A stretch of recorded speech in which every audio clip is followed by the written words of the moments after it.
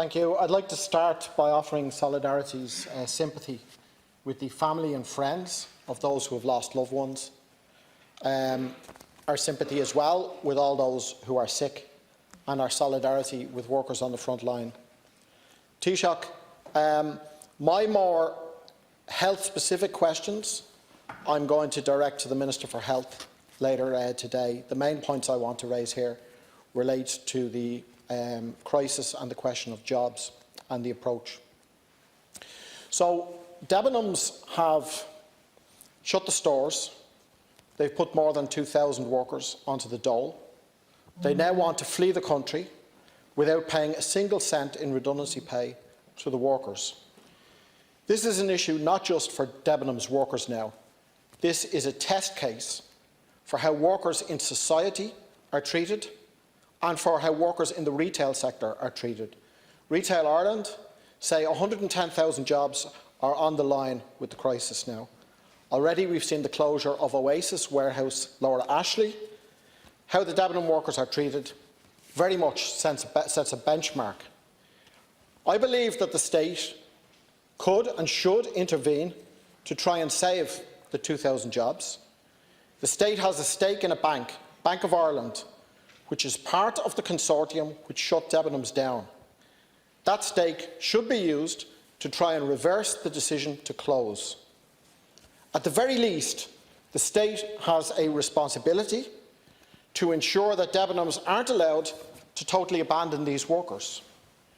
The state should ensure that there is a moratorium on company liquidations, at least until such time as the lockdown is lifted. The state should prevent the High Court from appointing a liquidator next week by taking that action and absolving the company of their responsibilities to their staff. This company still runs an online business and still hopes to reopen the majority of its stores in the UK. They should meet with the representatives of the workers and, at the very least, pay a decent redundancy package from the company's profits and resources. Taoiseach, I also want to ask you about the use of emergency powers by Gardaí on Tuesday to disperse a disciplined, socially distanced protest by Debenhams workers here in Henry Street in Dublin.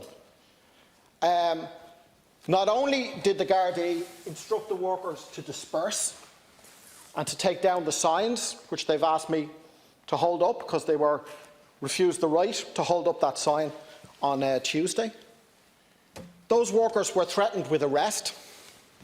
They were threatened to be put in the back of a Garda van.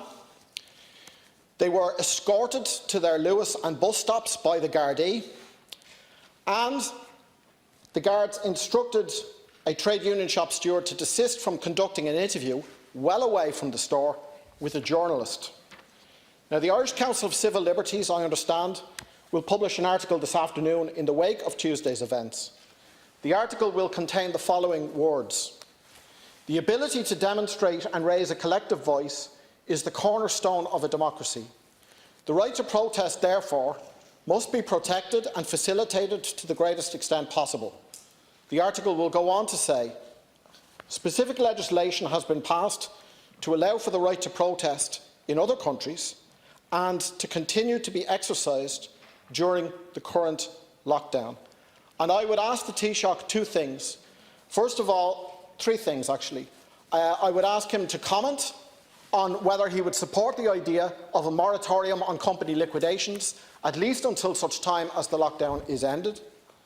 I would ask him to comment on the points that has been raised in this article by the Irish Council of Civil Liberties.